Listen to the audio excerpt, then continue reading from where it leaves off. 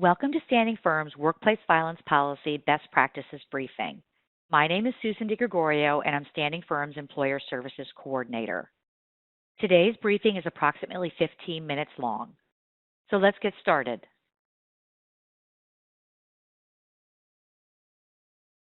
Before we jump into the content of today's session, just a quick note regarding terminology. We will be using partner violence in reference to the physical, sexual, financial, or psychological harm by a current or former intimate partner or spouse. Domestic violence is the more widely recognized term for this behavior. However, it continues to fuel the perception that this is a personal issue that occurs in the home and stays in the home, and that it occurs between a husband and a wife. However, when victims of partner violence or perpetrators of partner violence are employed, it does affect an individual's work behavior, performance, and the workplace as a whole. It is not something that people leave at home when they come to work. It follows them. The workplace and partner violence become entangled because the perpetrator exerts control over the victim's entire life at home and at work. In addition, it's not just between husbands and wives. It occurs between intimate partners, same-sex couples, and separated or divorced parties. So we use the term partner violence to reflect these realities. However, when you're writing your policy, it's in your discretion to use the descriptor that best fits your organization's culture and aligns with references in other policies and procedures that your organization has adopted. The objectives for this briefing are twofold. We want to spend some time discussing the approaches employers have adopted to implementing a partner violence policy. Many organizations have chosen to embed partner violence policy language in a broader workplace violence policy, whereas others have opted for a completely separate partner violence policy. Either approach works, as long as the key provisions of an effective partner violence policy are included. Then we will highlight the primary elements of a partner violence policy.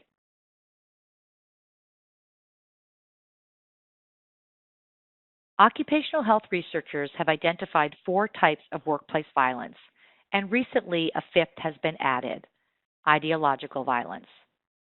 Partner violence policy provisions are aimed at addressing workplace violence where the perpetrator usually does not have a relationship with the business, but has a personal relationship with the intended victim.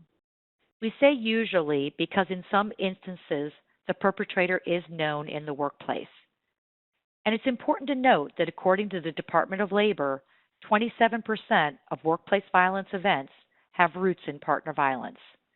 This type of incident is frequent because the abuser knows exactly where his or her victim will be during work hours. This framework helps to explain why some employers choose to embed their partner violence policy provisions within the framework of a broader workplace violence policy. However, if you choose this approach, you must recognize that an effective response to partner violence differs from effective responses to other types of workplace violence. The provisions of an effective partner violence policy not only speak to actions that need to be taken if there's a risk to the workplace, but it clearly outlines the organization's commitment to provide support to an employee experiencing partner violence. In other words, it recognizes the potential of a workplace violence incident stemming from partner violence, and it recognizes the value of employees who are surviving partner violence to the organization and the support that is necessary to assist them in continuing to be a productive employee. An effective policy should also address how the employer will respond to employees who are perpetrators of partner violence. A partner violence policy is successful if it establishes a culture where partner violence is acknowledged by the employer as a potential issue for employees and creates an environment where employees are comfortable disclosing that they are a victim of partner violence or that they are concerned about a coworker. Therefore, the goals of an effective partner violence policy should include raising awareness and mitigating the risk of partner violence from affecting the workplace, and creating a supportive and safe work environment for employee victims of partner violence and their coworkers.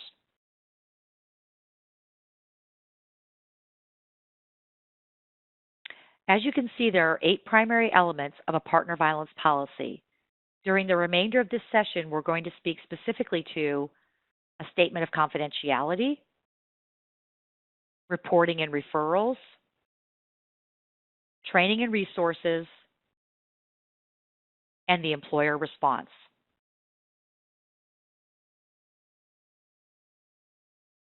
As noted, a primary goal of a partner violence policy is to create a culture where employees who are victims are open to disclosing their situation. If an employee does not disclose, we cannot ensure the safety of the workplace or support the employee. A victim may not seek help or disclose for many reasons, including the complex impact trauma has on individuals and the sheer fear of the situation they are in. They may also fear attacks on their credibility because victims often become convinced by their abusers that nobody believes them. They may fear losing their job, and they may not disclose or seek help because they don't want to be judged and go from coworker to victim in the eyes of others. This is why confidentiality of information is critical. Therefore, a key element of an effective partner violence policy is a statement of confidentiality. The policy in this regard also serves the purpose as a communication to employees that the organization is making a commitment to ensure the confidentiality of information that is shared. There are, however, exceptions to the statement of confidentiality. So while the policy needs to stress the importance of confidentiality, it must also be clear when information will be disclosed. For example, if there's a safety risk or disclosure is required by law or policy. The policy should state that if possible, the employer will try to notify the victim before information is disclosed in terms of who it will be disclosed to and what will be disclosed. And a clear statement should be included that others receiving this information will be required to treat the information as privileged, and there will be consequences for a breach of this privilege.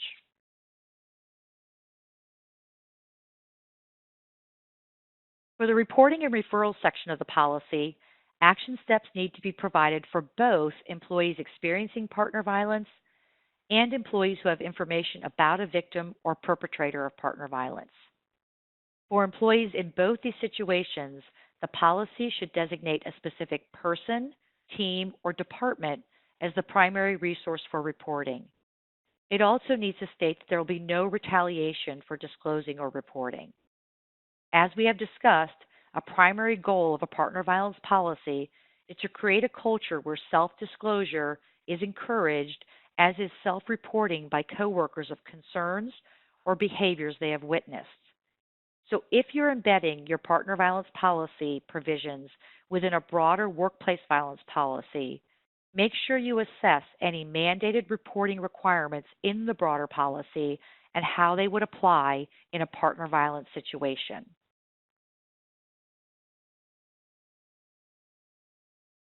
An effective policy will include a commitment from the employer to provide the necessary training to support implementation of the policy, as well as ongoing training updates and just-in-time resources.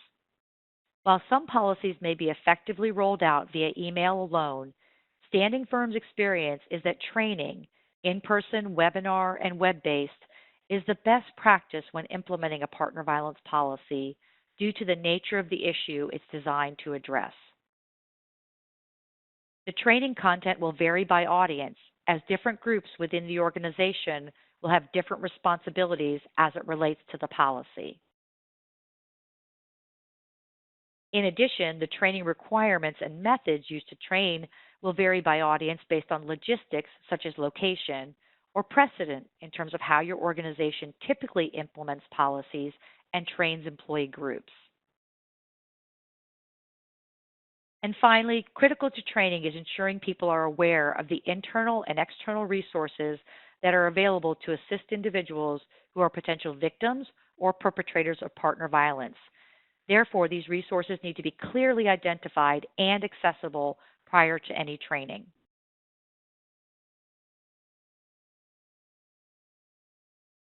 The employer response section of the policy outlines what options are available to an employee who may be a victim of partner violence.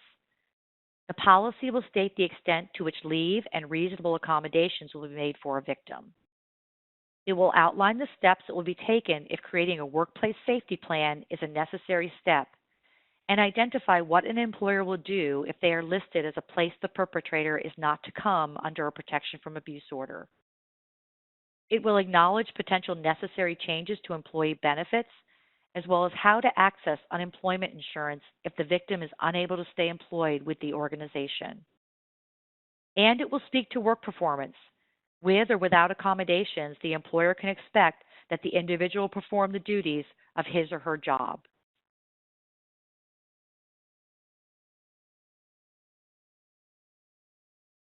A partner violence policy also needs to address employees who are perpetrators of partner violence and may be misusing company resources to carry out the abuse.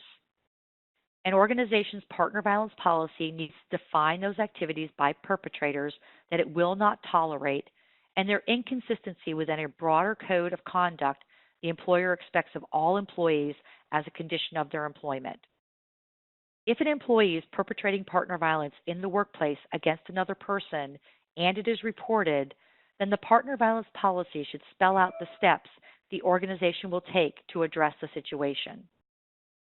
This includes appropriate investigations upon receiving a report, a duty to cooperate from other employees who may be witnesses, what burden of proof will be required to determine if the employee did or did not perpetrate violence, what the disciplinary actions will be for someone who is found to have perpetrated partner violence, and if the organization will require employees who've been named in protection from abuse orders or restraining orders to provide these to the employer. Is a zero tolerance approach a good idea? Immediate termination upon a validated report? There can be unintended consequences of a zero tolerance policy. For example, a victim may become a focus of blame and punishment if the perpetrator is fired. For some perpetrators, job-related stress increases the likelihood of partner violence, and the loss of a job can cause a perpetrator to reoffend. Therefore, whether or not to adopt a zero tolerance policy warrants that employers consider this provision when developing the policy to ensure full vetting of the issues before landing on your organization's approach. There are additional considerations even after your policy has been finalized that you will need to keep in mind when it comes to the administration of your policy.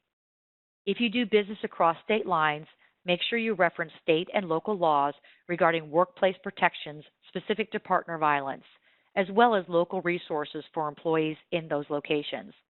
For example, New York just passed a law to protect partner violence victims from employment discrimination, which is effective November 18th of 2019, and it applies to all employers with 4 or more employees. If you're required to comply with the Family Medical Leave Act, FMLA, and offer employees violence-related leave, care needs to be taken in coordinating these two elements of leave available to employees. For example, the effects of partner violence, such as depression, anxiety, or post-traumatic stress disorder, may rise to the level of a serious health condition under FMLA. Obviously, if you have unions in your workforce, you will need to determine what level of discussion or negotiation is necessary to implement a partner violence policy. And there may be some special considerations if the employee who discloses they are a victim of partner violence is disabled.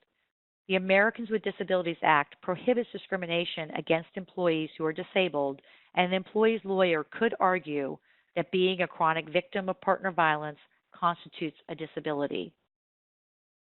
In general, make sure you integrate and coordinate your partner violence policy with other workplace policies as appropriate.